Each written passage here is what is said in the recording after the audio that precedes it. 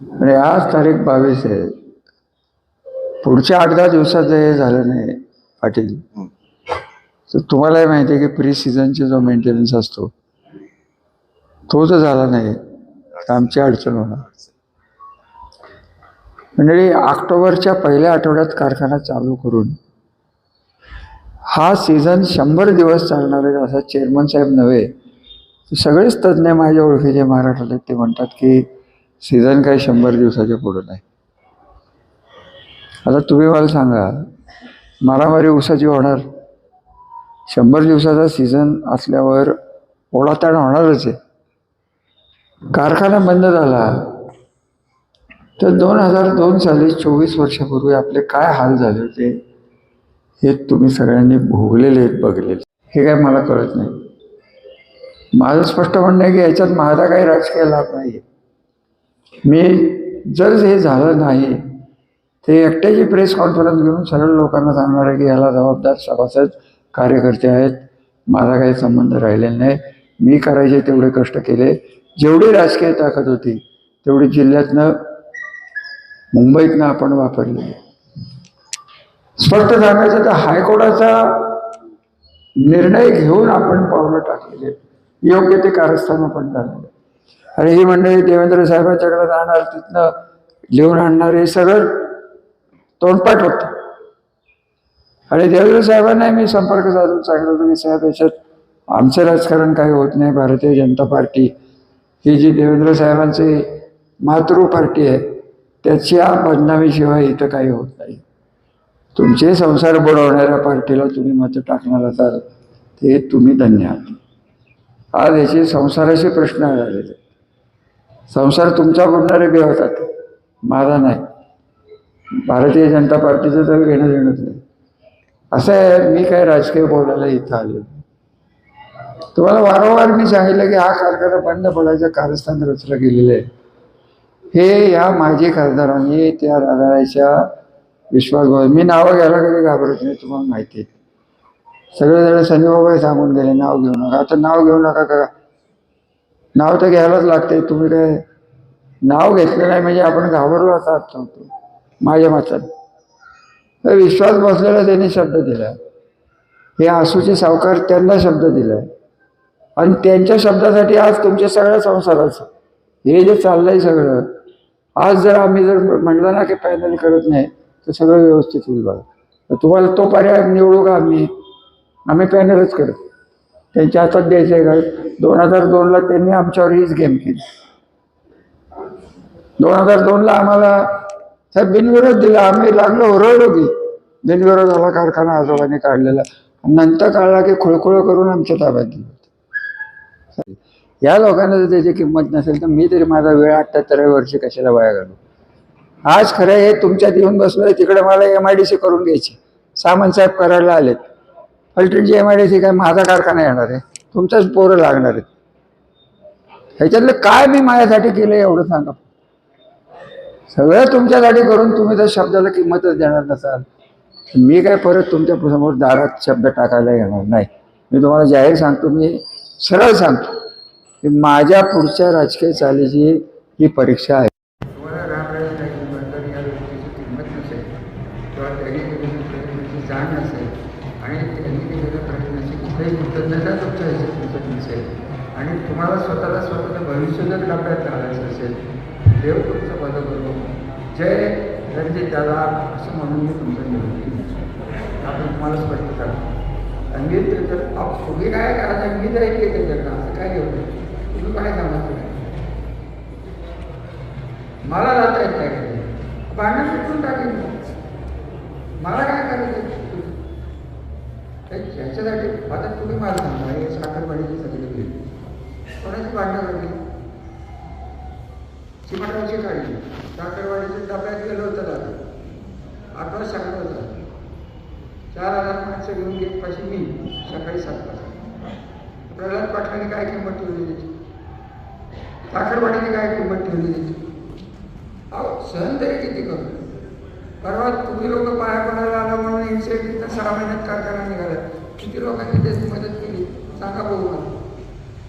वेळ एकदा परीक्षण सगळ्यांनी करा आणि मला या माणसाला तुमच्याकडनं अजून अपेक्षा तरी काय झालं? आता मी तुमच्याकडनं काय अपेक्षा धरू एवढं मला सांगा की आमच्याकडनं काय अपेक्षा धरू नका, आम्ही आहे ते आहे, आम्ही तसेच राहणार. आता इतके दिवस आम्ही नको त्या माणसाच्या हातात गेली, तेव्हाही करताना वेळ आली, परत काय करा त्याच खात्यावर आलं.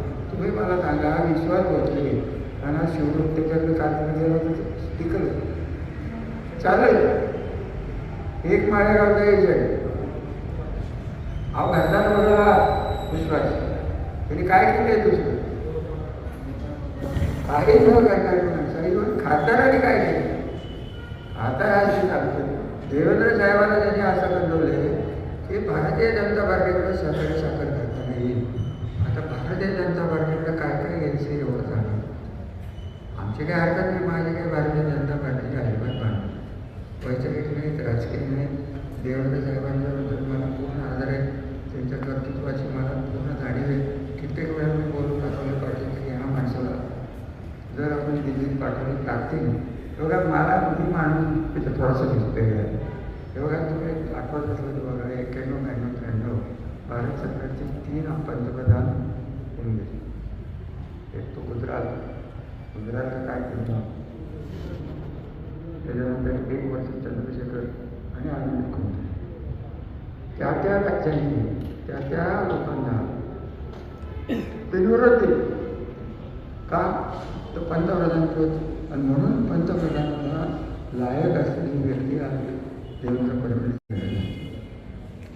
आज मला जे चित्र दिसतंय की त्यांनी पंतप्रधान मान्य केले त्यांचा निर्णय त्यांच्या पार्टीचा निर्णय आणि मी फक्त त्यांच्या जेव्हा मी टीका राहून त्यांच्यावर केली मी करायचं कारण नाही.